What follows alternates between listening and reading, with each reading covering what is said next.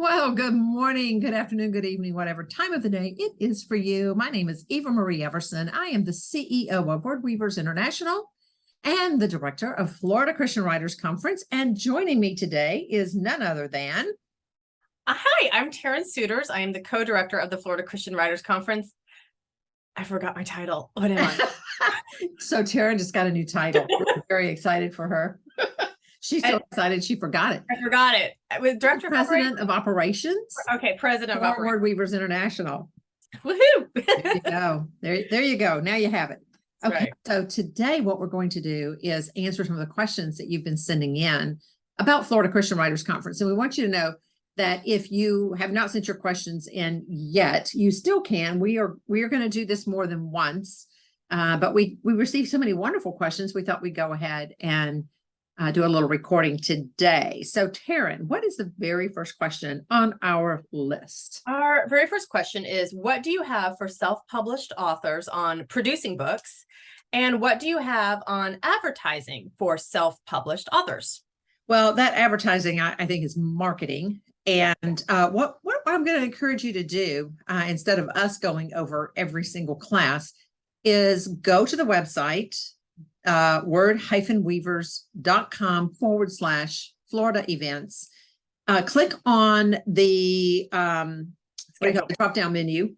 Click on the drop-down menu, which is in the right corner, and look for 2022 schedule.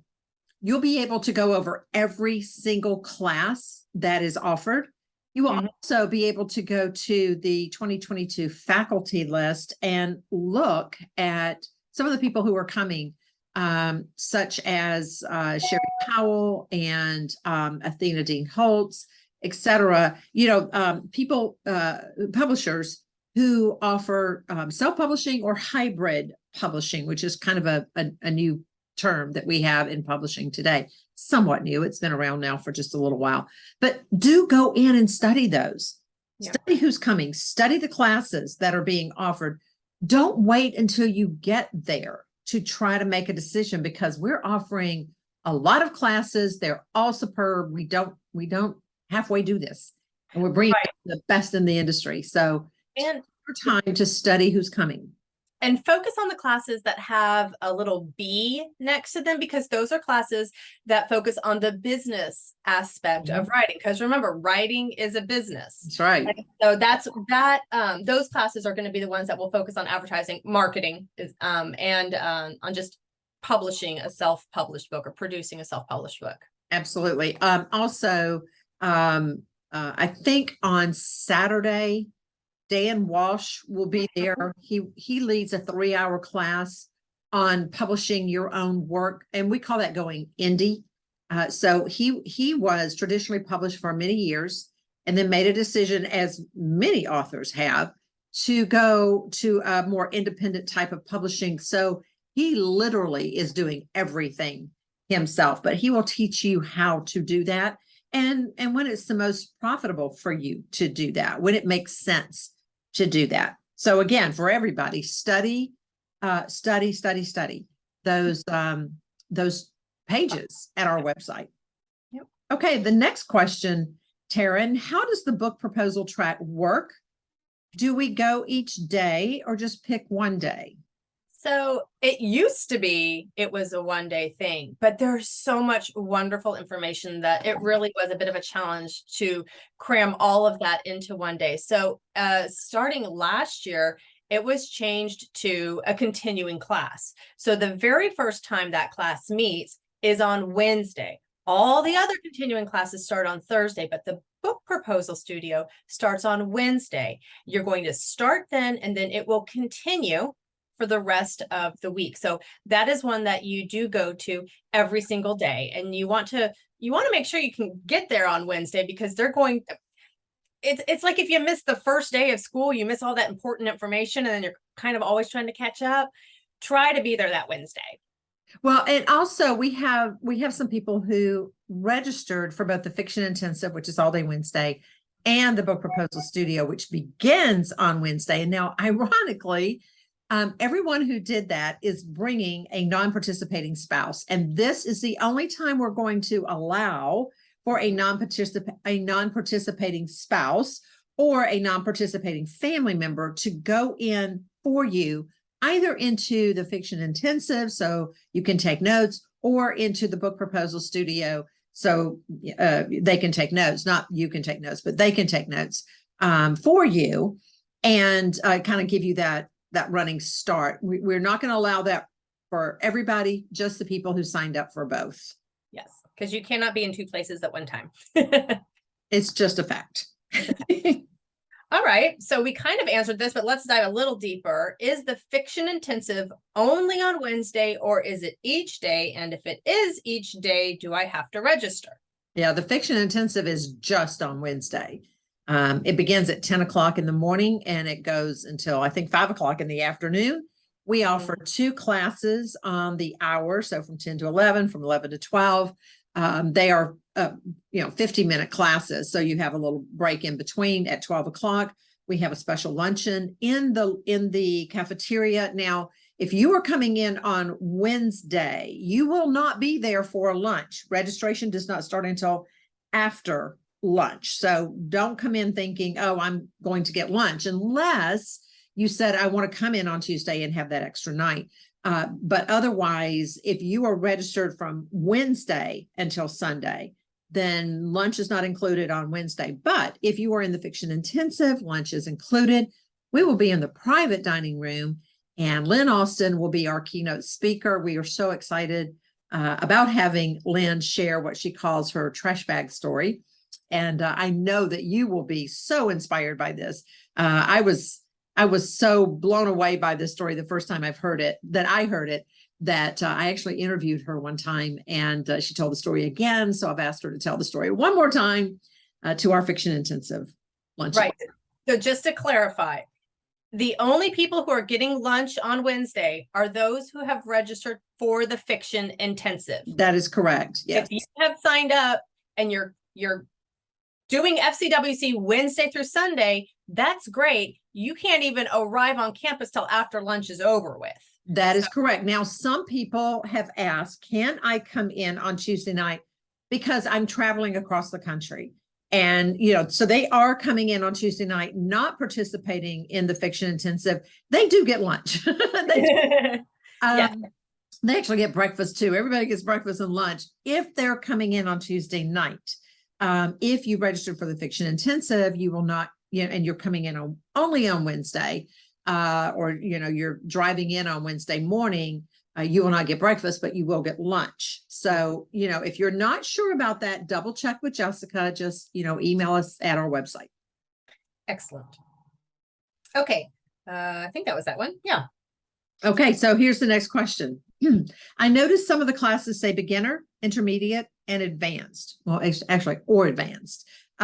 They don't all say beginner, intermediate, and advanced. How would you differentiate those so authors can best choose what level classes to choose? So it's a personal decision, obviously, but I would say if you're a beginner, like if this is your first conference, maybe you just decided this past year, hey, I really want to write a book, not sure how to go about, I would put you in the beginner category. Okay. The other end of the spectrum, if you have been published several times by a traditional house, I would put you in the advanced category. If you've got one book out there, maybe 2, you're probably in the intermediate. The thing is there's always something to learn. So feel free to go to any of those classes. If you want to feel a little bit more challenged, check out one that maybe you should be taking the advanced. You're not really sure. Give it a shot. No one takes attendance in these classes. No one is offended if you get up and walk out halfway through, because remember, you're also going to have appointments during the conference. Yeah. So if you sit down in a class and 15 minutes in, you're like, you know what, this is a little over my head, I'm not ready for this, step out, go to a different one. Yeah. Or if you're like, I got a good handle on this material already, I'd like to learn something new, step out, go to another one. It's not a big deal. Yes, we don't lock the doors. One of the things I would say though is don't stand up and apologize. Just stand up quietly and walk out. Don't stand up and say to the teacher, "Oh, I am so sorry. This is not the class for me." Because you've interrupted the class. Just stand up quietly and tiptoe out. We are used to that as conference teachers. We know that you have appointments, et cetera. And so we understand that you'll be, walking in and out. You don't have to apologize beforehand. Right. Okay. Next question. I plan to bring a few copies of my new book to the bookstore. Yay. Would it be okay to bring some for my local word weavers who can't make the conference? In other words, can I bring their books to sell in the bookstore? Right. And the answer is unfortunately no. We pretty much confine this to faculty and conferees. Now, we do ask the faculty, what are some books on writing or speaking or marketing that you are going to talk about in your class? And we have those, but we don't bring in outside work. Right. Yeah. Okay, next question. Y'all have been doing great with highlighting the different teachers on YouTube. Well, we've been talking to the continuing class teachers on YouTube. Do we wait until we arrive at the conference to get a list of teachers and classes so we have an idea of what we're going to?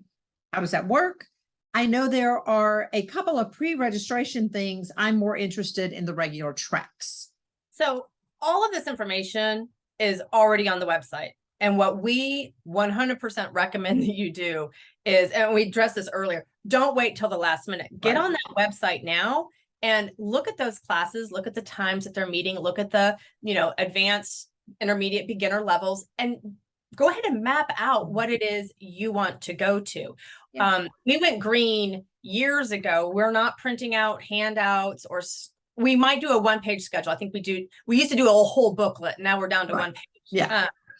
But you've got weeks and weeks until the conference for you to familiarize yourself with teachers, with the classes, and what's going to work best with you. The only things that you have to pre-register for would be the fiction intensive, which we still have openings. So by all means, if you're thinking about writing a book on, a fiction book, check it out. The book proposal studio, you have to pre-register for that. And then the manuscript critique class, which is full, you can get on a wait list. Yes. Those are the only 3 that you have to pre-register for. Right. Okay. And so also let me say this, go to the website, please, look at the faculty, study the faculty. Last year we had in fact, I think we interviewed Susan. Thought this was just really incredible. We brought in a couple of new editors, and you're always saying this: go to the website, study, and apparently some people did not. But there was one particular editor, maybe 2 editors that were new, who were perfect for Susan's book idea. And we're not calling any names or anything, but Susan. And we love you, Susan. But she didn't make appointments with them. I'm not saying Susan didn't study the website. I'm just saying she didn't make appointments with them, even though they would have been perfect. But it was kind of by happenstance that she ended up talking to one of these editors. And P.S., she ended up with a 3-book contract. Hello. And so again, study everything at the website. Don't wait till the last minute. Go and look, read, make up your mind where you're going to go. You can change your mind, but at least know who you want to talk to, who you want to make a 15-minute appointment with, who you want to sit with at a dinner or a lunch, that kind of thing, whose classes you want to take, that, et cetera. On that note, because we always get this question, we didn't get this question. I don't think we got this question so far, but we typically do. So I'm going to go ahead and answer it.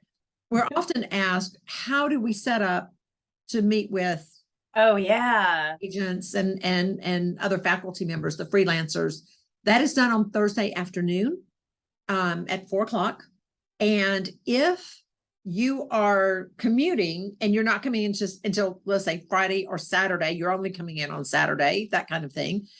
We will actually help you with that ahead of time. So pre-conference, we will help you with that. All right. Okay, Eva, when are you going to take this amazing, dynamic, and helpful conference virtual? Well, I'm sorry to say never. Actually, Right. to say never. Let me just say this. It's a lot of work. Number one, it's a lot of work to take anything virtual. You have to have the equipment, you have to have the manpower, and then you also have to have the people who are just kind of working behind the scenes on it. But the second reason is that we are at the Lake Yale Baptist Conference Center, which is nestled in, in a grove of oak trees, and the Wi-Fi is not always so great there. Now, we have had a couple of times where we have had an agent or an editor, a publisher, that kind of thing, to come in, have Zoom meetings with people, not Zoom classes, but Zoom meetings. And as you know, Taryn, you can not hear. Sometimes that's disastrous because internet, those kinds of things. And it just becomes very spotty. Typically in the building we're in, which is McGuire, for our classes and all of our general meetings and things like that, the Wi-Fi is fairly good, but not always. A good storm will take care of that. And of course, Florida is known for that. So no, we're not gonna go there. I'm so sorry. No can do. All right. So Taryn, the perfect question for you. I have had devotions traditionally published in the past.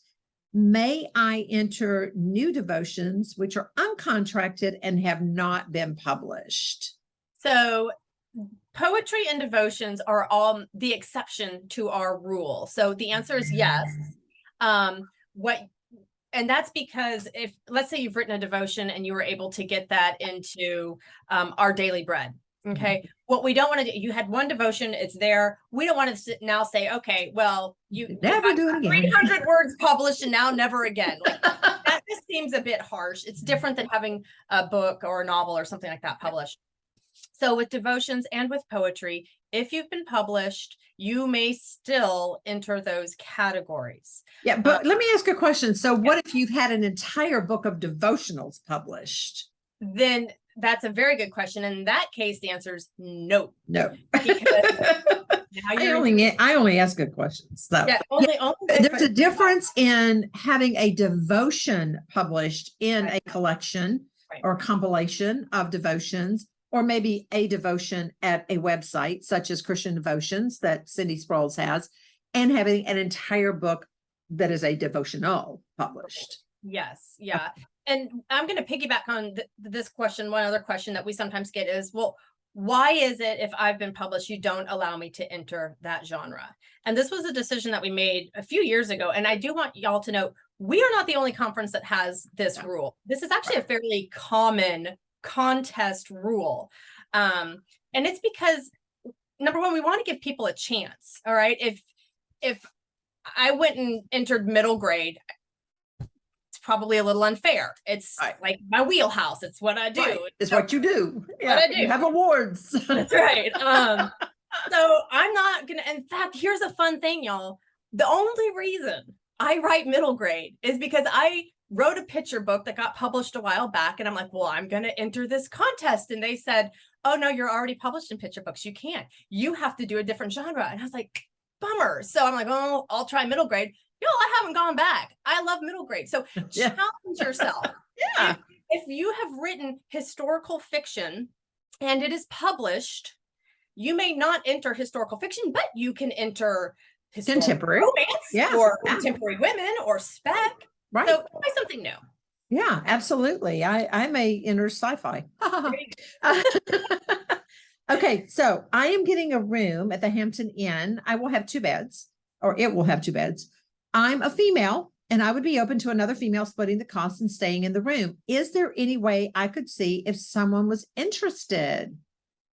Yeah, well, we have a Facebook page, and it's Florida Christian Writers Conference Writers. Mhm. Oh, nice long title. And that's for everyone who's going to the conference. There you can post, hey, I'm looking for a roommate at the hotel, or hey, I'm going to be flying in at this time at the airport. I would love Mhm. to share an Uber cost with somebody, or I'm Rental going to car. Yeah. whatever. That's where you make those arrangements. So definitely check out the Florida Christian Writers Conference Writers. Yes. Yes. And post that there. And we will also put something in the next newsletter to say that if you are staying at the Hampton, because as you know, we have run out of rooms at the conference center, that you want to say, oh yeah, me, I'm interested. We'll connect you. We're going to do everything we can to help you guys with this. Right. Okay. Last question. Last question. As a first timer, how do I sign up for workshops? And do I sign up ahead of time or at registration? Yeah, you forgot the hi there. Hi there. I love Oh, that. Hi there. Timer. Okay, so no, you do not sign up for workshops, not even at registration. You just go. The only ones that are, pre-registration are the ones that Taryn mentioned earlier. Now, let me say this because we talked about this. Taryn and I actually talked about this. I think what we're going to have to do, and we haven't made a firm decision on this yet, but I'm feeling kind of strongly about it, because of the spread of the variants with COVID and the way that's working right now. What we're probably going to say is if you want to, let's say you decided, oh, I want to take the speaker's track, and you get to the speaker's track day one and it is full. There's no seats left. There's no chairs left, I should say. Go ahead and find your second one. A lot of times, because of the way noise travels in that building, the teachers shut the doors. We want to make sure that we don't become a super spreader. And that's kind of where that can happen. The doors get shut, you get kind of trapped in there. I think it was last year. I stuck my head into I needed to find someone. I stuck my head into the speaker track room. Lori? And it was Lori Hatcher's room, and it was just packed full of people. So we did not spread COVID last year, but there's so many different variants now, and they're spreading so much easier. We do want to make sure that no one gets sick. So we may have that rule. We will make that decision as we get closer to the October date. Okay, those are our questions for today. If you have other questions that we did not answer, please feel free to email us at floridacwc@aol.com. Florida is spelled out, floridacwc@aol.com. And just put, I have a question and in the subject line, and we will get to your questions in our next video. Thank you so much for joining us, and we'll see you in October. I'm so excited.